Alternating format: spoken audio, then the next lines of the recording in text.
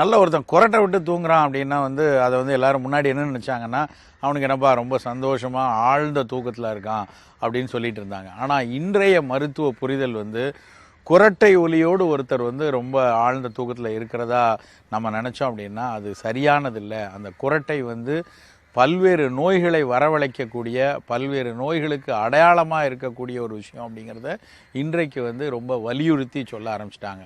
நல்ல ஒரு ஆழ்ந்த நித்திரையில் சத்தமாக ஒரு குரட்டை வருது அப்படின்னா அது வந்து பக்கத்தில் இருக்கவங்களுக்கெல்லாம் நிறைய பேருக்கு வந்து டிஸ்டர்பன்ஸாக இருக்கும். அதனால் வந்து பல நேரங்களில் விவாகரத்துக்கள் கூட வருதுன்னெலாம் இன்றைக்கி நம்ம நிறைய கேள்விப்படுறோம். ஆனால் அது வந்து பக்கத்தில் இருக்கவங்களுக்கு மட்டும் இல்லை, தூங்கி கொண்டிருப்பவர்களுக்கே வந்து அது ஒரு முக்கியமான பிரச்சனை அப்படிங்கிறது நிறைய பேருக்கு தெரியாது. இந்த குரட்டை ஒலி வந்து ஏன் வருது, அவருக்கு ஏன் வந்து அந்த மாதிரி ஒரு சத்தமான ஒரு மூச்சு அடைப்பது போல் ஒரு சத்தம் வருது, எதனால் வந்து அந்த ஒலிக்கான காரணம் என்ன, அதுக்கு பின்னாடி என்ன நோய்கள் இருக்குது அப்படிங்கிறதெல்லாம் கொஞ்சம் பார்த்தோம் அப்படின்னா நமக்கு ரொம்ப ஆச்சரியமாகவும் எப்படியெல்லாம் நம்ம விழிப்புணர்வோடு இருக்கணுங்கிறது நமக்கு தெரியும்.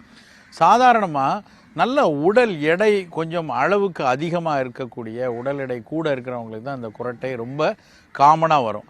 சிலருக்கு உடல் எடை சரியாக இருந்தால் கூட நமக்கு சைனசைட்டிஸ் மாதிரி மூக்கடைப்பு தொந்தரவோ, தும்மல், அப்புறம் வந்து மூக்கில் வந்து நீர் கோர்த்து இருக்கிறது, இல்லைன்னா மூக்குத்தண்டில் பாலிப் மாதிரி அதனுடைய சீரான சுவாசம் இல்லாதபடி தடைபட்டு இருக்கிறது, இது எல்லாம் வந்து இந்த குரட்டை வருவதற்கான ஒரு முக்கியமான காரணம். சாதாரணமாக சுவாசங்கிறது நாசித்துவாரங்கள் வழியாக, மூக்கு வழியாக நல்லா உள்ளே இழுத்து மூக்கு வழியாக தான் வெளியே வரணும்.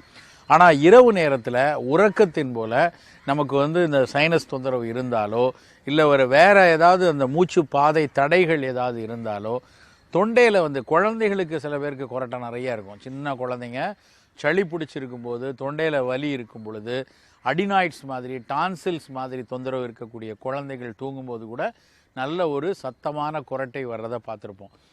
ஸோ இந்த மாதிரியான நோய் காரணங்கள் எல்லாத்துலேயும் இந்த மூச்சு பாதை, நாசித்துவாரத்திலிருந்து போக வேண்டிய அந்த மூச்சு பாதை ஏதோ ஒரு விதத்தில் தடைபடுறதுனால உடல் வந்து அனிச்சையாக வாயை திறந்து வாய் வழியாக மூச்சை எடுத்துக்கொள்ள ஆரம்பிச்சிது. ஏன்னா தூங்கும் பொழுது நமக்கு வந்து சுவாசம் சீராக இருக்கணும். அப்போ வந்து நல்ல ஆக்சிஜன் வந்து போகிறதுக்கு மூக்கு வழியாக வரல, காற்று நல்லா போக மாட்டேங்குது. அப்படிங்கும்போது அனிச்சையில் வாயை திறக்கிறதுனால வாய் வழியாக அந்த சுவாசம் வரும் பொழுது நம்மளுடைய குரல் நாண்கள், வோக்கல் கார்டு வந்து லேசாக அதிர்வடைகிறதுனால தான் அந்த குரட்டை சத்தம் வருது. சில நேரங்களில் என்ன ஆகும் அப்படின்னா நமக்கு வந்து இந்த தேவையான அளவு ஆக்சிஜன் உள்ளே வரலங்கும்போது உடம்பு ஒரு அனிச்சையாக ஒரு வேகமாக மூச்சை இழுப்பதற்கு குரல் வளை தசைகளை பயன்படுத்தும். அப்போ தான் நீங்கள் நல்லா கவனித்து பார்த்தீங்கன்னா ஒரு ஆழ்ந்த குரட்டையில் இருக்கக்கூடிய ஒரு நபருக்கு வந்து பார்த்திங்கன்னா முதல்ல சீராக குரட்டை சத்தம் இருக்கும். ஒரு சில வினாடிகள் வந்து சத்தமே இல்லாத மாதிரி பதற மாதிரி நமக்கு பார்க்குறவங்களுக்கு எங்கே மூச்சிட்டு போயிட்டாரோ அப்படின்னு தோன்ற அளவில் ஒரு 4-5 வினாடிகள் சத்தமே இருக்காது. உடனடியாக தடாலென ஒரு சுருன்னு இழுக்கிற ஒரு சத்தத்தோடு மீண்டும் அது ஆரம்பிக்கும். இந்த தடால்னு சர்ன்னு இழுக்கக்கூடிய சத்தம் வர்றது உடல் அனிச்சையாக குரல் வளை தசையை வந்து நல்லா வலுப்படுத்தி இழுக்கும்போது குரல் நாண்கள் அதிர்றதுனால தான் அப்படி ஒரு சத்தம் வருது. ஸோ இந்த மாதிரியான ஒரு நமக்கு மூச்சு சுவாச தடையினால் உடல் அனிச்சையாக செய்யக்கூடிய விஷயங்கள், தொடர்ந்து சீரான ஆக்சிஜன் உள்ளே போகாததுனால நுரையீரல்லையும் இதயத்துக்கும் வரக்கூடிய பல பிரச்சனைகளை இன்றைக்கி வந்து ரொம்ப உன்னிப்பாக மருத்துவ உலகம் கவனித்து, குரட்டை சரியான ஒரு விஷயம் இல்லை, குரட்டை உங்களுக்கு நிறைய இருக்குன்னா நல்லா சந்தோஷமாக தூங்கிட்டு இருக்கீங்க, நல்ல ஒரு ஆழ்ந்த தூக்கம்னு நினச்சிக்காதீங்க, அது வந்து ஒரு பிரச்சனைக்குரிய விஷயம் அப்படிங்கிறத வலியுறுத்தி சொல்ல ஆரம்பிச்சிட்டாங்க. சரி, எப்படி வந்து இந்த குரட்டையை வந்து தடுக்கிறது? நம்ம சொல்கிறதெல்லாம் சரி, ஆனால் குரட்டையை நிறுத்தவே முடியலையே, எவ்வளவோ நான் முயற்சி பண்ணுறேன், ஆனால் என்னென்னமோ சின்ன சின்ன டெக்னிக்லாம் பண்ணி பார்க்குறேன், ஆனாலும் எனக்கு வந்து குரட்டை குறைய மாட்டேங்குன்னு அவதிப்படுறவங்க நிறைய பேர் இருக்காங்க. இன்றைக்கெல்லாம் வந்து சில நமக்கு அந்த குரட்டையோடு தூங்கக்கூடியவர்களுக்கு ஆக்சிஜன் சரியாக வருதா, தூக்கம் இயல்பாக ஆழ்ந்த தூக்கம் இருக்கிறதா அப்படிங்கிறதெல்லாம் ஆய்வதற்கு இரவெல்லாம் வந்து அவர்களுடைய சுவாசத்தினுடைய அளவை, அவங்க உறிஞ்சக்கூடிய ஆக்சிஜன் அளவை வந்து எப்படி இருக்குங்கிறத பார்க்குறதுக்கெலாம் நவீன அறிவியல் நிறைய உபகரணங்களை வச்சு கண்டுபிடிக்கிறாங்க. கண்டுபிடிச்சி இவருக்கு வந்து இந்த குரட்டையினால் ஒரு ஆழ்ந்த தூக்கம் இல்லை, அதனால் ஒரு மூச்சு இறுக்கமும் ஆக்சிஜன் அளவு குறையுது அப்படிங்கிறத ஸ்லீப் அப்னியா அப்படின்னு சொல்லி நவீன அறிவியலில் அதை புரிந்து சொல்ல ஆரம்பிச்சிருக்காங்க.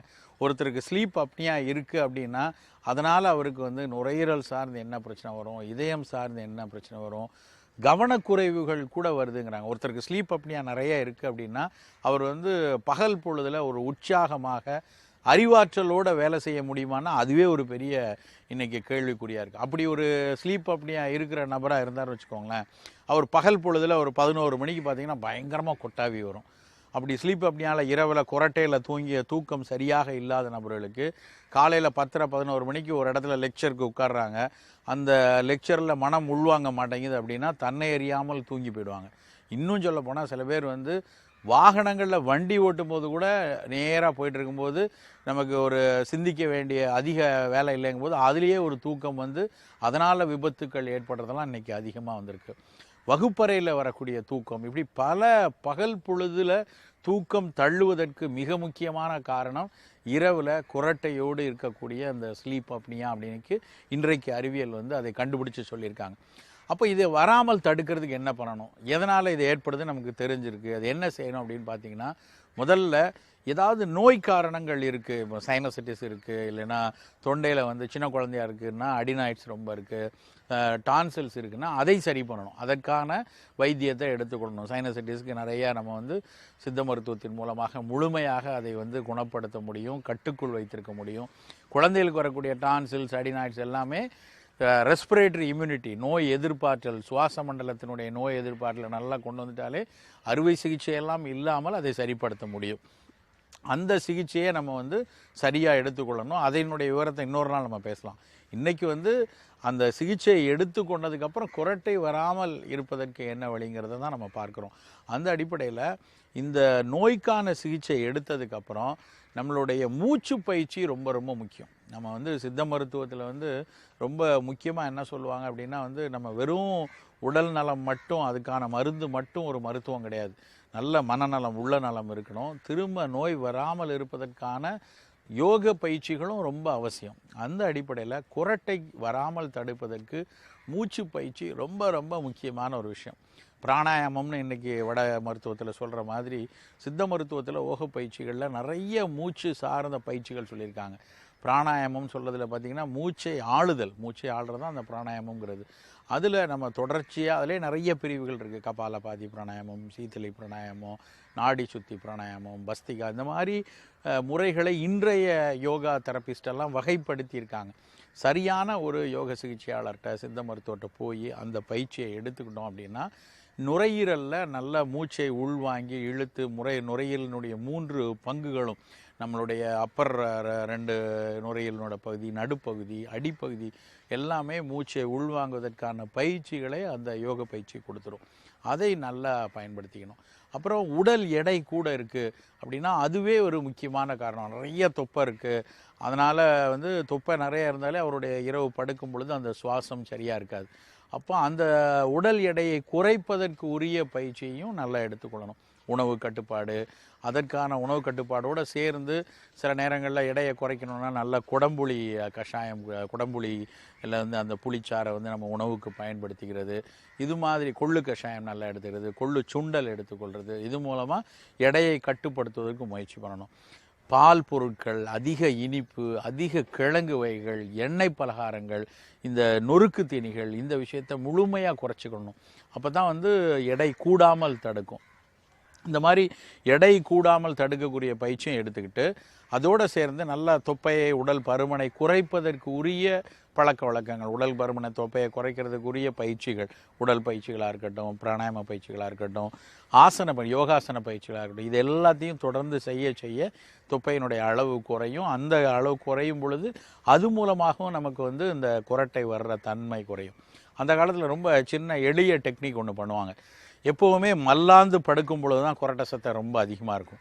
ஒரு பக்கமாக படுக்கும் பொழுது வலப்பக்கமோ இல்லை இடப்பக்கமோ ஒரு பக்கமாக படுக்கும்போது குரட்டை அதிகம் வராது.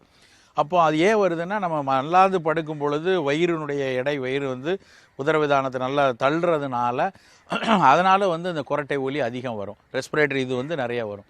அப்போது அந்த இதை குறைப்பதற்கு ஒரு பக்கமாக படுக்கிறத வந்து அதுக்கு என்ன செய்வாங்கன்னா பனியன் நம்ம படுத்திருக்கும் போது போடுற பனியனில் பின்னாடி ஒரு சின்ன பேக் மாதிரி தைச்சி அதில் ஒரு பாலை வச்சுருவாங்க.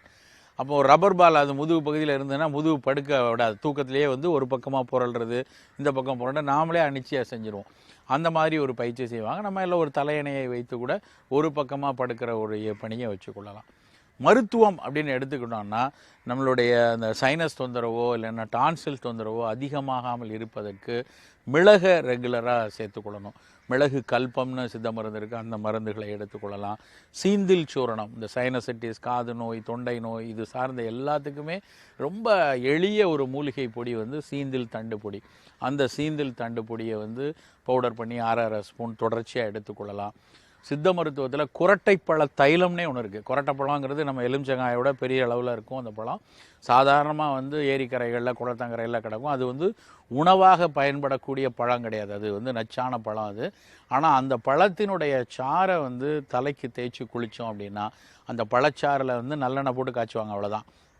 அந்த பழச்சாறு வந்து கொரட்டைப்பழ தைலம்னு பேர். அந்த கொரட்டைப்பழ தைலத்தை தலைக்கு தேய்ச்சி குளித்தோன்னா இந்த மூக்கில் இருக்க பாலிப்பு, மூக்கு தண்டில் இருக்கக்கூடிய அடைப்பு, சைனஸ் தொந்தரவுகளை நீக்கி குரட்டை ஒலி வராமல் ஆழ்ந்த தூக்கம் வருவதற்கு பயன்படும்னு கண்டுபிடிச்சிருக்காங்க.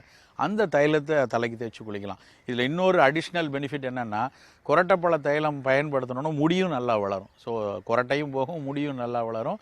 அந்த தைலத்தை தலைக்கு தேய்ச்சி குளிக்கிறத நம்ம வழக்கத்தில் வச்சுக்கொள்ளலாம்.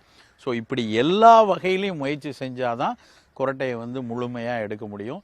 நாம் அலட்சியமாக இருந்தோம்னா அந்த ஸ்லீப் அப்னியால், குரட்டையினால் மாரடைப்புகள் நிகழக்கூடிய தன்மை கூட அதிகம் இருக்குது. அதனால் ரொம்ப நமக்கு வந்து சாதாரண குரட்டை தானே, ஆழமாக தூங்குறோன்னு நினச்சி அலட்சியப்படுத்திடாமல் முழுமையாக இதிலிருந்து விடுபடுவதற்கு வாழ்வியலை செதுக்கியும் உணவில் கொஞ்சம் அக்கறையோடு